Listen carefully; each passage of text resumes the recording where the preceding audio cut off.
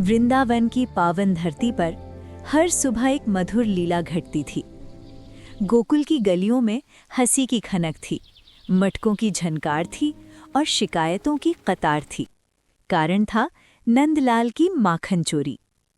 नन्हे कान्हा अपने सखा मित्रों के साथ धीरे धीरे कदम रखते, कभी किसी आंगन में, कभी किसी छत पर।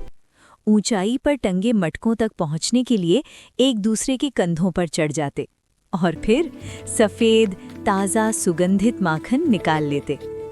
कभी खुद खाते, कभी सखाओं को खिलाते और कभी तो बंदरों में भी बांट देते। गोपियां नाराज होकर यशोदा मैया के पास पहुंचती। मैया, तुम्हारा लाला बड़ा नटखट है।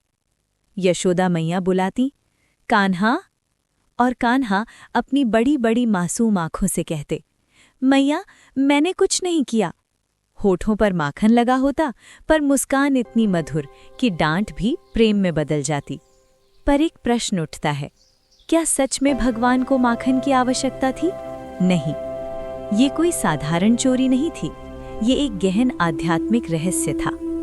माखन दूध से निकलता है, दूध को मथा जाता है, तब जाकर माखन बनता है।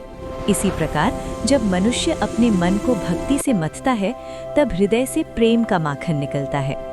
कान्हा उसी प्रेम को चुराने आते थे। वे मटके नहीं तोड़ते थे, वे अहंकार तोड़ते थे।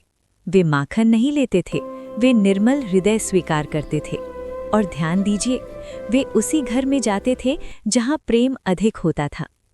माखन शुद्धता का प्रतीक है और भगवान केवल उसी हृदय में वास करते हैं जो कोमल हो, सरल हो और अहंकार से रहित हो। और एक और रहस्य, कान्हा कभी अकेले नहीं खाते थे, वे बांटते थे। ये सिखाता है सच्चा आनंद संग्रह में नहीं, साझा करने में है। इस लीला का संदेश है, यदि आप चाहते हैं कि कान्हा आपके जीवन में आए, तो अपने हृदय को माखन की तरह कोमल और निर्मल बनाइए, क्योंकि कृष्ण सिर्फ माखन नहीं चुराते, वे प्रेम चुरा लेते हैं। जय श्री कृष्ण।